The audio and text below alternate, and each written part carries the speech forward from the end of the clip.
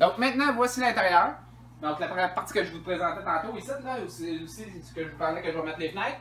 Donc ici, en mettant les fenêtres ici, c'est l'intérieur. Ici, apparemment, on avait une poutre, on avait un autre poutre ici, une grosse poutre. On a changé ces grosses poutres-là centrales parce qu'on voulait avoir une grande aire ouverte.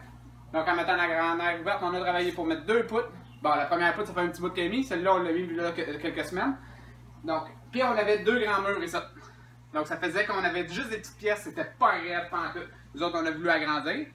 Ici, c'est la partie intérieure, donc on va mettre les fenêtres qu'on en regardait. J'ai réisolé le plafond à la laine soufflée. Cette laine soufflée-là, c'est plate à faire parce que ça salit partout dans la maison. T'as beau mettre des plastiques, n'importe quoi, ça salit, ça fait de la poussière, c'est salaud. Coudonc, mais c'est pas grave, c'est une des meilleures isolations pour la toiture qu'il faut. C'est sûr que dans une toiture, il faut mettre ça R40 minimum pour une isolation maximum. Si tu es capable de plus, fais les plus. À un moment donné, les normes vont changer. Donc ici, j'ai mis des plywood en attendant parce que c'est pas fermé. On est septembre, l'hiver s'en vient. Je vais mettre des... donc, il y a des soirées froides. Les plywood sont là, on veut pas que le monde rentre quand on n'est pas là. Donc on met nos plywood! En mettant les plywood, ben il y a de l'air qui rentre pareil, comme hier, je faisais tempête, il y avait des gros orages. Il ventait, il y a de la laine soufflée qui est rentrée dans la maison, ça ressalit dans la maison. Écoute, qu'est-ce que tu veux, on est en rénovation, ça fait partie des choses. Ici, la partie que je vous parlais tantôt de l'intérieur que j'ai agrandi. On va essayer de voir une belle vue. Je suis capable de déposer ce téléphone-là quelque part. On va le virer. Bon, en tout cas, c'est pas grave.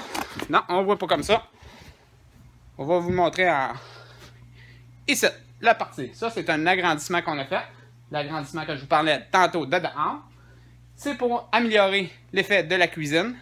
Pour être capable de faire une cuisine plus grande. Parce que la cuisine, au moment qu'on se parle, avant, ici, on avait un mur. Donc, ça rapetissait la cuisine. Puis, on n'était pas capable de faire une cuisine plus qu'une cuisine normale. On a installé des armoires standards. Mais éventuellement, ça, ces armoires-là vont être changées. On fout ça à terre. On ne va pas vraiment les pogner puis les mettre dans le futur atelier pour serrer des outils.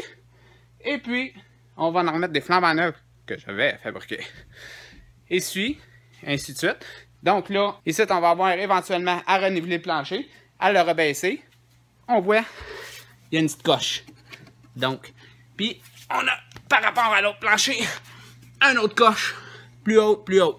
Donc, on va tout arracher ça éventuellement cet hiver. Puis, on va le rebaisser. Ça, celui-ci, il était à cette hauteur-là auparavant. Puis, lui, il était à cette hauteur-là. Donc, on avait 3 niveaux de plancher. Donc, on va tout régaliser ça. Ici, on va mettre du plywood par-dessus le ciment parce qu'on va remettre tout ça sur le bois franc. Ça va être plus facile de clouer du bois franc. Fermé, parce que là, mon téléphone, il apparaît des affaires bizarres. Fermé, anniversaire du monde. Je sais pas trop. Ah, c'est fatigant quand le téléphone fait des affaires bizarres. Coudonc! Donc, c'est ça qu'il y en a pour le moment aujourd'hui. Je vais vous montrer un prochain topo sur les prochaines affaires que je fais. Si vous aimez cette vidéo, faites like. Si vous ne l'aimez pas, faites-le.